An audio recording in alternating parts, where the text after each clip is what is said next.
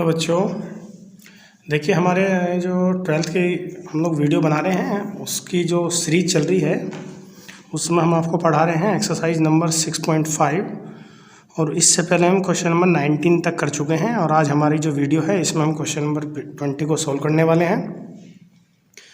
आपसे बार बार एक ही बात कही जा रही है कि ये जो क्वेश्चन है ये बहुत ज़्यादा इम्पोर्टेंट है और आपको लगभग 8 नंबर ये दिलवा देंगे। तो आप जितने भी ऐसे क्वेश्चन हैं उन सभी को बिल्कुल ये मान के चलेंगे जैसे कि एक फिजिक्स का आप डेरिवेशन तैयार कर रहे हों और उसी के अकॉर्डिंग इस तरह के क्वेश्चन को आप तैयार करेंगे। तो चलिए क्वेश्चन नंबर 20 को एक बार पढ़ लेते हैं। सिद्ध कीजिए कि प्रदत्त का मतलब होता है दिया हुआ। तो सिद्ध कीजिए कि प्रदत्त पृष्ठ एवं महत्तम आयतन के बेलन की ऊंचाई आधार के व्यास के बराबर होती है। तो आपको इसमें 3 किलो पॉइंट निकालने हैं। जो भी इस तरीके के क्वेश्चन होंगे उसके किलो पॉइंट ढूंढने सीख लीजिए। पहले सबसे पहले देखिए आपको दे रखा है दिया हुआ पृष्ठ, यानी कि ये आपको दिया हुआ है। एक तो ये पॉइंट हो गया जो दिया हुआ है। दूसरा किलो पॉइंट है कि आयतन आपको महत्तम दिखाना है और तीसरा है कि जो h है वो 2r के बराबर आपको सिद्ध करना है। तो इसके जो टर्निंग पॉइंट हैं वो आपने निकाल लिए। यहाँ मैं लिख देता हूँ टर्निंग पॉइंट। इसमें आपने निकालने हैं कौन कौन से। पहली बात तो यह है कि आपको पृष्ठ ज्ञात है, एक तो यह है इसमें। दूसरा पॉइंट है कि v आपको मैक्सिमम सिद्ध करना है और तीसरा h जो है वो 2r के बराबर है। तो ये इस सवाल के टर्निंग पॉइंट हैं जिन पर आपको काम करना है।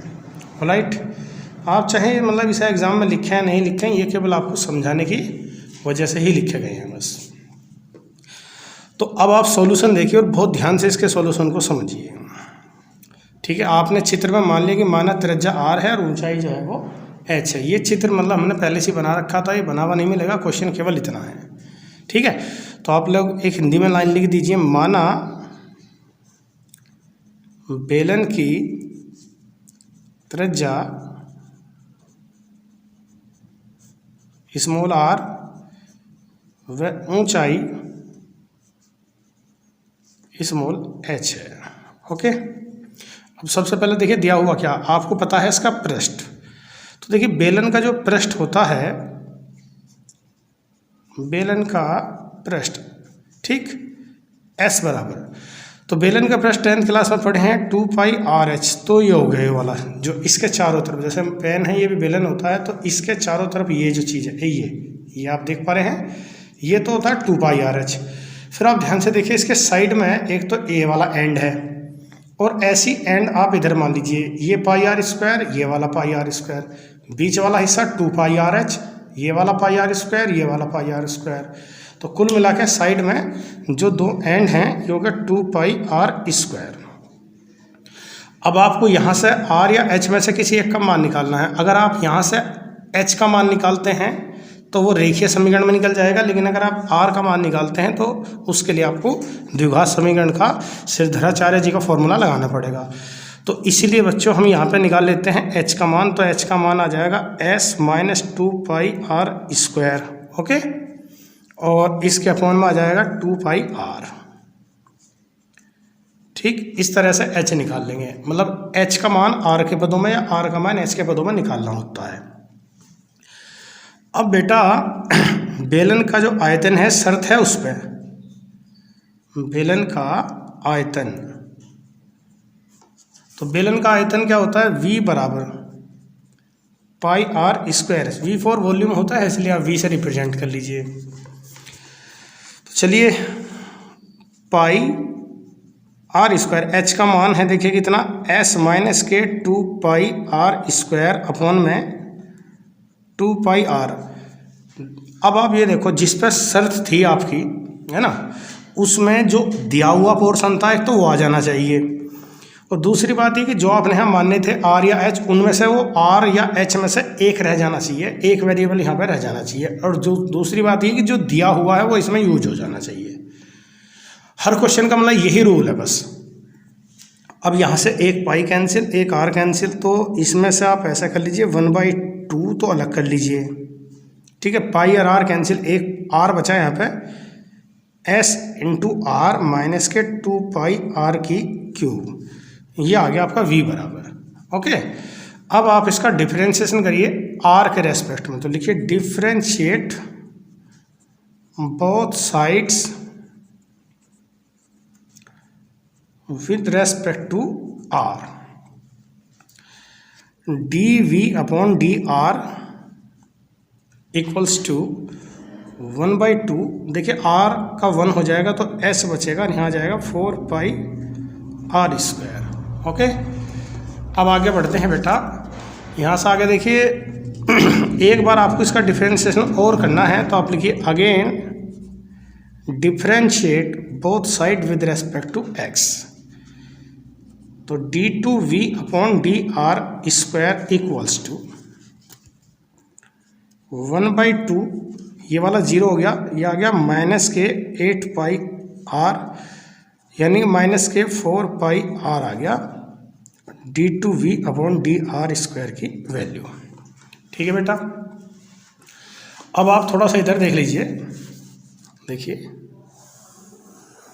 यहाँ कर लेते हैं। ठीक है, अब आपको ये पता चल गया कि d2v अपॉन डी आर की वैल्यू कितनी है, आपने निकाल ली है, वो कितनी आई है, माइनस के 4 पाई आर आ गई है। अब आप यहाँ पे लिखिए v के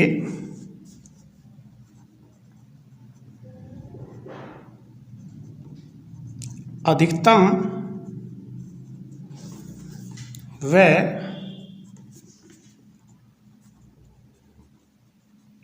न्यूनतम होने के लिए, तो उसके लिए आप भली भांति जानते हैं कि dv अपॉन डी आर को आप लोग 0 के बराबर रख लीजिए। ओके, अब आप जो है जो dv अपॉन डी आर का मान है जरा उसे देखिए कितना है, उसकी वैल्यू है, मैंने देख के लिख दी 1/2 s माइनस के 4 पाई आर स्क्वायर, आप यहाँ देख सकते हैं। ठीक है, ये आपकी d2v अपॉन इसकी वैल्यू है ये वाली 1/2 s minus 4 pi are square, इसे आप 0 के इक्वल रख लीजिए। चलिए इसे 0 रख लेते हैं, तो यहाँ से आप देख सकते हैं 1/2 चला गया 0 में, s माइनस के 4 पाई आर का स्क्वायर बराबर 0।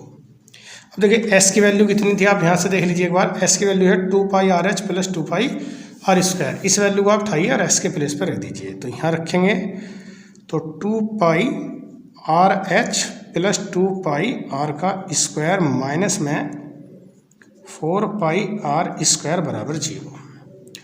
यहाँ से बचा बेटा 2 पाई आर एच और माइनस के 2 पाई आर का स्क्वायर। देखिए आप इसमें जो है कॉमन ले सकते हैं। ठीक है, तो कॉमन आ रहा है यहाँ पे, क्या कॉमन आ रहा है इसमें 2 पाई आर। ठीक है, देखिए अब चलिए देखिए, हमें लगता है हमसे थोड़ी सी एक जगह गलती हो गई, उसे हम दोबारा से सही कर लेते हैं। जब हमने इसका डिफरेंशिएशन करा था तो 3 दूनी 6 आएगा, यहाँ पे मिस्टेक हो गई, इसे हम सुधार लेते हैं। ये कितना लिख रहा है 6। ठीक है, और जब हम इसका दोबारा करेंगे तो 6 दूनी, ठीक है, इसे दोबारा ले लेते हैं 1/2 6 दूनी 12 पाई आर, और हमारा ये भी गलत हो गया, माइनस के 6 पाई आर होगा। ठीक है, अब सही है। अब देखिए बेटा यहाँ हमारा है कितना, जो हमारा इसका मान है वो है s का मान। ठीक है, हम जब यहाँ रखेंगे तो s का मान था हमारा कितना, यहाँ पे 6 है, इसका जो मान था वो 6 पाई आर स्क्वायर है, यानी कि ये वाला पोर्शन कितना है 6 है बेटा, ये भी 6 है। ओके, ये भी 6 है, तो अब ये कितने बचेंगे, ये बचेंगे 4 पाई आर स्क्वायर। अब देखिए, अब आप इसमें 2 पाई आर कॉमन लीजिए, तो यहाँ से बचा h माइनस के 2r बराबर 0। ठीक है, अब देखिए इसमें से या तो ये वाली चीज़ 0 है या 0, तो आप लोग देख सकते हैं r is not equal to 0, यानी कि ये तो 0 हो नहीं सकता, क्योंकि अगर ये 0 हो गया तो सवाल का अस्तित्व खत्म। तो इसका मतलब हुआ कि h माइनस 2r बराबर 0 हो सकता है, यानी कि h बराबर 2r। तो देखो ये सिद्ध भी हो गया है। अब उसके बाद क्या करना है, लिखना है h r बराबर, लिखिए r बराबर h अपॉन 2 पर आपको चेक करना है कि d2v/dr² की वैल्यू कितनी है। तो वो थी -6π/r, r की वैल्यू है h/2, तो 2 से इसे काट दीजिए तो -3πh, जो कि नेगेटिव है। और नेगेटिव है तो आयतन क्या हो गया, अधिकतम हो गया।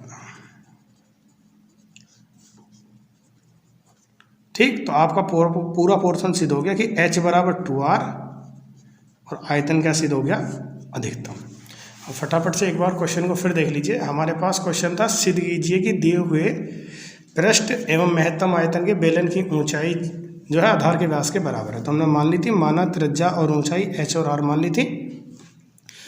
उसके बाद बेलन का जो पृष्ठ है वो 2πr/h + 2πr² होता है। तो यहाँ से r या h में से किसी एक का मान ज्ञात करना होता है, तो आसान था h का मान ज्ञात करना। उसके बाद बेटा बेलन का आयतन होता है πr²h। हमने बताया था कि यहाँ जो वेरिएबल हैं h और r, जो आपने शुरुआत में माने थे, तो आपको एक वेरिएबल का मान दूसरे की टर्म में रखना पड़ेगा। तो या तो h का या r का मान यहाँ पर रखना पड़ेगा। तो हमने पहले से ही h ज्ञात कर रखा था, उसका मान यहाँ पर रख लिया। अब उसके बाद हमने क्या किया बेटा, पाई से पाई, r से r कैंसिल कर दिया, जो बचा है ना वही आपके सामने है। फिर हमने इसका डिफरेंशिएशन करा, तो इसका डिफरेंशिएशन r का 1 s आ गया, इसका हो गया 3 दूनी 6 6πr²। फिर दोबारा करा, दोबारा करेंगे तो 6 दूनी 12 हो जाएगा, और फिर यहाँ पर 2 से कटने के बाद -6πr आ जाएगा। ओके, फिर हमने v के अधिकतम और न्यूनतम होने के लिए dv/dr को 0 के इक्वल रख लिया, और यहाँ हमने s का मान रख लिया यहाँ से देखकर। ओके, अब उसके बाद ये बचे कितने हमारे, -4πr² बचे। इसमें से हमने 2πr कॉमन ले लिया, तो h - 2r हो गया। अब देखिए, या तो ये चीज़ 0 है, ये चीज़ 0 है, तो हमने आपको बताया कि भाई ये वाला नहीं हो सकता 0, क्योंकि अगर r 0 होता है तो बेटा उस केस में आप कह सकते हैं कि बेलन बनेगा ही नहीं। तो इसलिए h - 2r को आप 0 रख लीजिए। तो यहाँ से इस h का मान 2r आ गया। अब यहाँ से r का मान आप ज्ञात कर लीजिए, r बराबर आ गया h/2। अब r बराबर h/2 पर d2v/dr² की वैल्यू जब आप चेक करेंगे वो नेगेटिव आई, और नेगेटिव आने का मतलब होता है अधिकतम।